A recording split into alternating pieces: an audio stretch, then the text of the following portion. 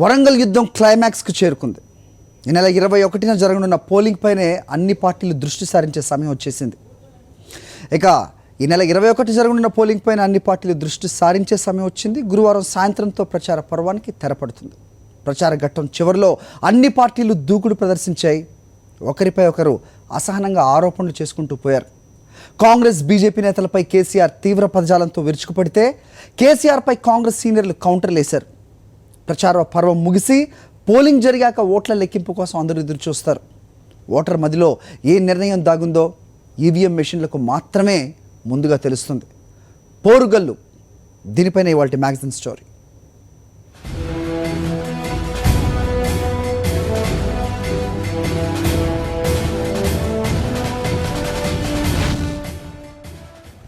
ఓరుగల్లు కోటలో పాగా వేసేందుకు ప్రధాన రాజకీయ పార్టీలు శక్తివంచన లేకుండా పోరాడుతున్నాయి.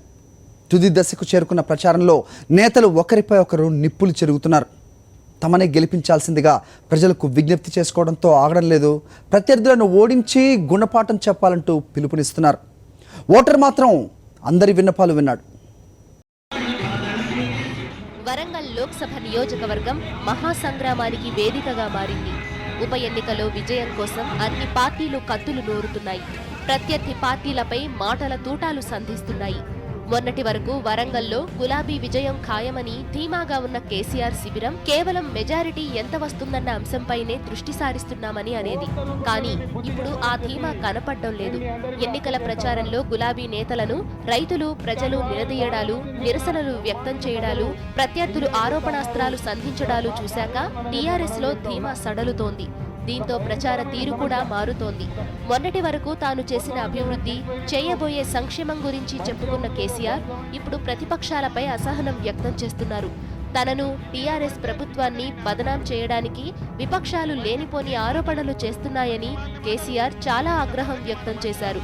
కాంగ్రెస్ సీనియర్లు జైపాల్ రెడ్డి, జానారెడ్డిలపై ఆయన మాటల తూటాలు పేల్చారు. తెలంగాణ ఉద్యమంలో నేను ఎక్కడున్నానో జైపాల్ రెడ్డికి తెలియదట. ఏం చేయాలి? నేను ఒక రాయి తీసుకొని నెత్తి కొట్టుకోవాలిగా? మీకు తెలియదా తెలంగాణ ఉద్యమంలో కేసీఆర్ ఎక్కడున్నాడో?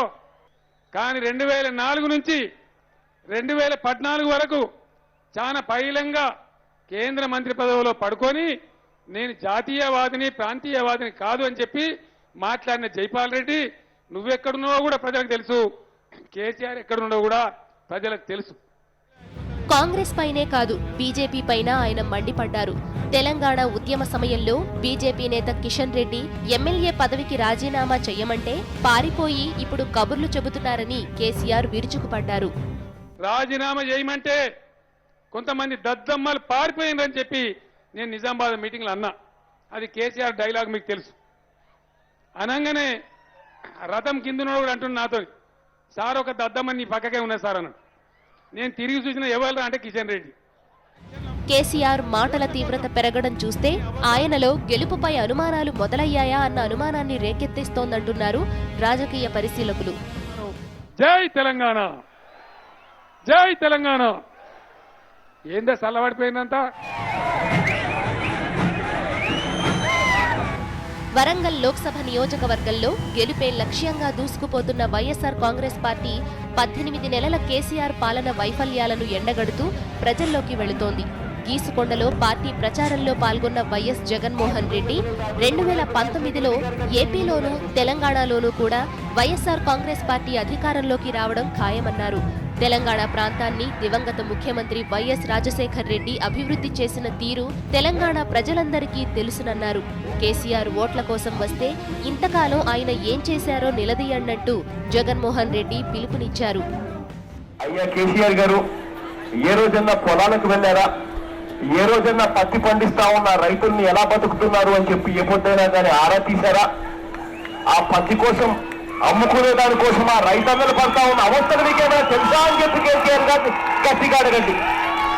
ఒక్కసారి పత్తి పొలాల్లోకి రండి. క్వింటాల్ ఇవాళ CCI ఏమో 4100 మద్దతు ధర పలుకుతా ఉంది అని చెప్తా ఉన్నారు. కానీ ఇవాళ పత్తి అమ్ముకునే దానికోసం మార్కెట్కు పోతే, CCIకి పోతే అక్కడ కొనేనాథుడు లేడు. ఒకవేళ కొనినా అది బాగోలేదు, ఇది బాగోలేదు అని చెప్పి 3500 కూడా గిట్టని పరిస్థితిలో ఇవాళ రైతులు అమ్ముతా ఉన్నారు పత్తి. కేసీఆర్ గారికి ఒక్క మాట చెప్పండి.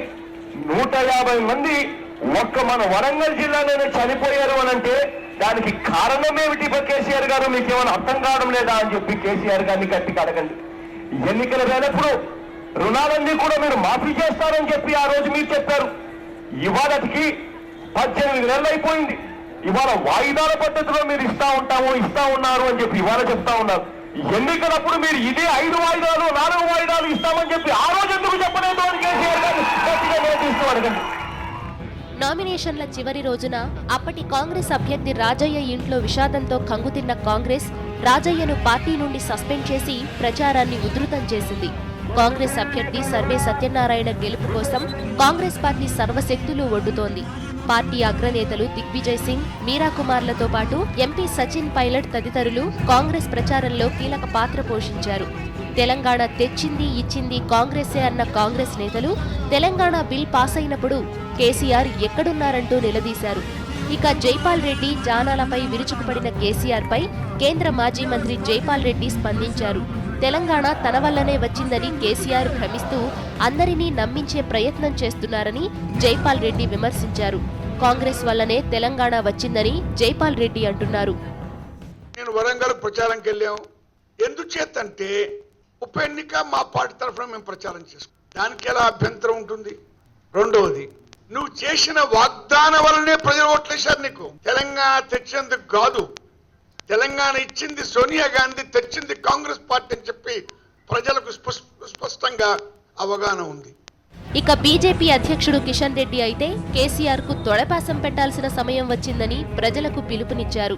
కేసీఆర్ మాటల ప్రభుత్వము, కేసీఆర్ కోతల ప్రభుత్వము, కేసీఆర్ చేతల ప్రభుత్వం కాదు.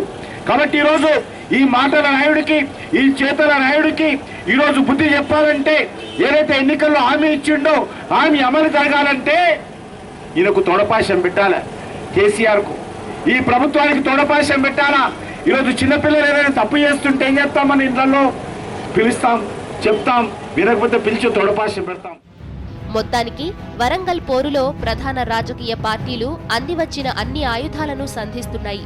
ప్రచార పర్వంలో దూకుడికే ప్రాధాన్యతనిస్తున్నాయి. ప్రచార పర్వం క్లైమాక్స్ దశకు చేరుకోవడంతో చివరి ప్రయత్నంగా అందరు నేతలు మాటల తూటాలు పేలుస్తున్నారు. అందరి మాటలు చెవియొగ్గి వింటోన్న ఓటర్లు మాత్రం పోలింగ్ రోజునే తమ మనసులో మాట ఏమిటో ఈవీఎంలో నిక్షిప్తం చేస్తారు. పొలిటికల్ డెస్క్, సాక్షి న్యూస్. కోట్ల విజయభాస్కర్ రెడ్డి హయాంలో మంత్రి పదవి కోసమే తాను తెలంగాణ ఫోరం పెట్టి మంత్రి పదవి రాగానే దాన్ని పక్కన పెట్టేశారని కేసీఆర్ చేసిన వ్యాఖ్యలపై కాంగ్రెస్ సీనియర్ నేత జానారెడ్డి మండిపడ్డారు. ఇక కేసీఆర్ శుద్ధ అబద్ధాలు ఆడుతున్నారని జానారెడ్డి అంటున్నారు. ఉమ్మడి ఆంధ్రప్రదేశ్కు ముఖ్యమంత్రి అయ్యే అవకాశం వచ్చినా తెలంగాణ సాధన కోసం దాన్ని వదులుకున్న తనపై ఇలాంటి అభండాలు వేయటం సరైంది కాదని జానారెడ్డి అంటున్నారు. ఇది ఎంత అబద్ధం అంటే శుద్ధ అబద్ధం. చాలా వెయ్యిమింటిగా ఖండిస్తున్నాను. నేను అతనితో మీటింగ్ కానీ లేక అతన్ని పిలవటం కానీ కలవటం కానీ చర్చించడం కానీ ఏ పరిస్థితుల్లో జరగలేదు.